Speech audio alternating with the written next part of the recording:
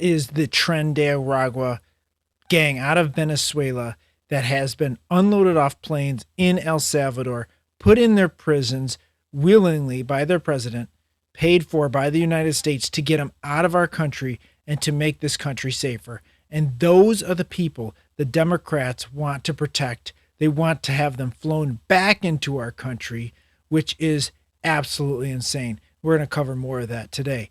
We'll give you some clips out of the news and show you what the left and the right have been talking about it here on the show.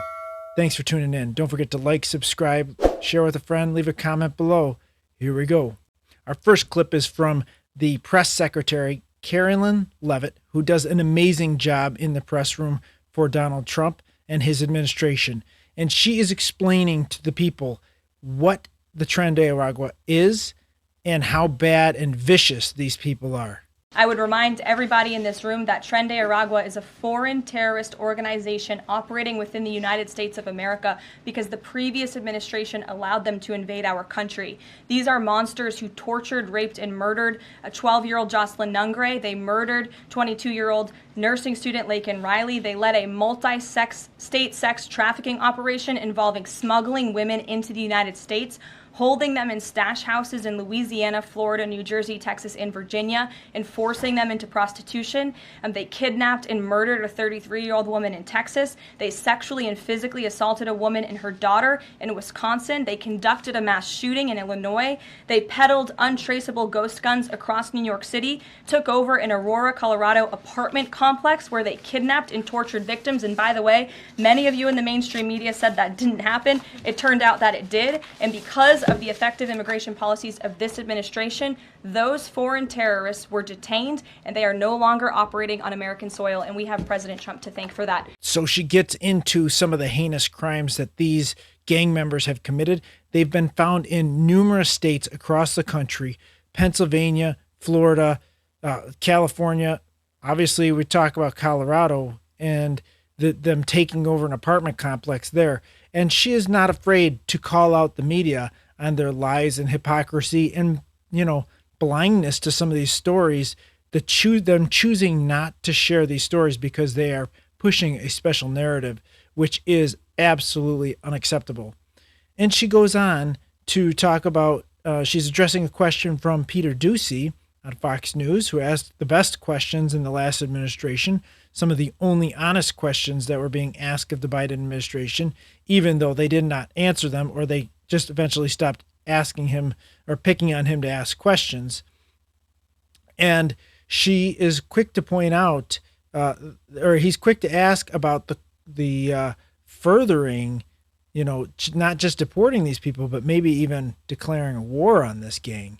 If these guys are terrorists at war with the United States, is President Trump considering anything more lethal to address them than just sticking them on a plane somewhere else? Well, it sounded like you had a little bit of curiosity in the premise of your question, so I want to address it. These are designated foreign terrorists. The president signed a proclamation on February 20th, 2025, designating TDA as a foreign terrorist organization that was in consultation with the Attorney General and the Secretary of Treasury. That was pursuant to 8 U.S. Code 1189. The president has the right to do that. And I think nobody would argue that Tren de Aragua should be designated a foreign terrorist organization. If you want to have that argument, I'm happy to do it. These are heinous monsters, rapists, murderers, kidnappers, sexual assaulters, predators who have no right to be in this country, and they must be held accountable.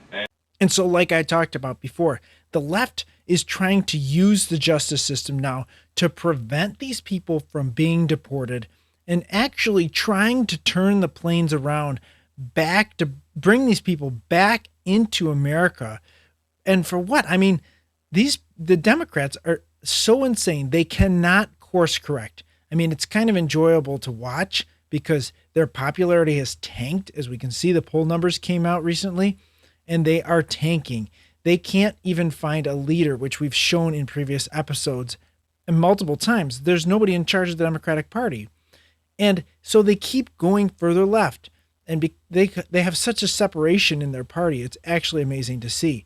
But they're actually talking about the fact that they're trying to claim anyways in the leftist lamestream media that Donald Trump is defying judges' orders who actually have authority on bringing these prisoners, these criminal gang members back in the United States, or at least preventing them from leaving.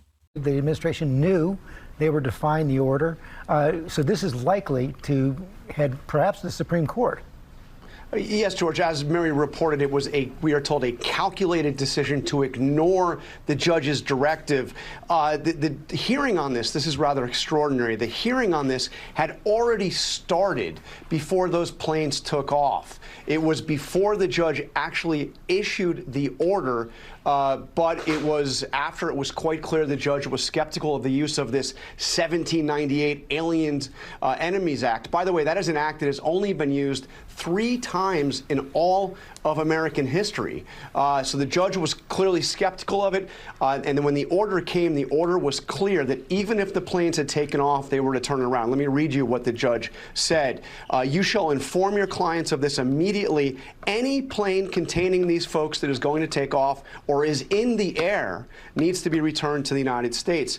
Now, the White House says that this is an order that was an extraordinary imposition on the executive branch, that the judge simply had no authority to interfere with the president's conduct on national security and foreign affairs matters. But as you also heard Mary point out, this has huge implications for the other court cases working their way through right now on other actions by this president. And so the mainstream media is trying to spin this clearly. What actually happened is these planes had taken off and they were already over international waters. So even if this judge had the authority to make this order, which he didn't, he is a federal district judge. He only has the authority over his district. This has been a problem throughout Trump's last administration and this one. The fact that these district judges are trying to make orders that affect the whole country. And they do not have the authority to do that. So the Supreme Court is actually going to have to come down and rule that these judges need to stay in their lane. And even if he had the authority, the plane is over international waters. There is no federal judge that has jurisdiction over that area. And beyond the fact that why is the left trying so hard to protect these dangerous criminals and they're not trying to protect you, the tax-paying citizen? It's beyond belief. And they go on to say that this act, that the Sedition Act that Donald Trump used to get these out, has only been used 3 times. Does that even matter? They're trying to make a law that's actually a law that he's using within the bounds of the wording of it sound like it's not even a law, but it is a law. It doesn't matter how old it is. It doesn't matter how many times it's been used. It's still a law until Congress makes it not a law anymore. And they have not done that. Therefore, they're trying to spin things again and tell you what to believe. And now, of course, we've got to go to Jasmine Crockett, the most insane person in Congress right now. And here's what she wants to say about this law. To deport undocumented Venezuelans that the administration say are dangerous individuals with ties to the gang Tren de Aragua. That gang is obviously associated with a lot of crime, human trafficking, drug dealing, theft, shootings, including in your state of Texas, right outside of your congressional district. Do you agree with this? And if not, what's your issue with the U.S. using any tool at its disposal to remove undocumented, violent people from this country? Well, my argument is that we already have tools that are available to remove undocumented violent people from our country. And so the idea that you want to go into a zombie law, this is kind of like what we saw in Arizona when they decided to revive a zombie law around abortion. It is the fact that we can't trust this administration to actually use a scalpel, but instead they love to use a butcher knife on things. And so giving them this wide latitude to just kind of go across and just claim that anybody is anything is wrong. And so we do have courts, we do have processes, we do have laws, and we should just go ahead and use those. There's a reason that nobody else has decided to go back until into Adam's times in order to try to find ways to make sure that we can keep our country safe. What is she even talking about? So you can't use what she calls a zombie law, which is just a law, but it's old. But we have to use laws that we already have in place, which is the law that Donald Trump used. The woman is out of touch. She doesn't even know what the heck she's talking about.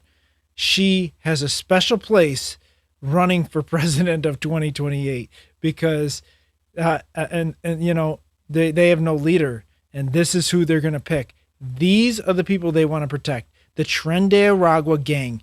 They want to protect them over you and your family. Remember that. And to finish, we'll leave you with the rest of the clip that I started this episode with all these Venezuelan gang members being offloaded, being sent to the prisons of El Salvador.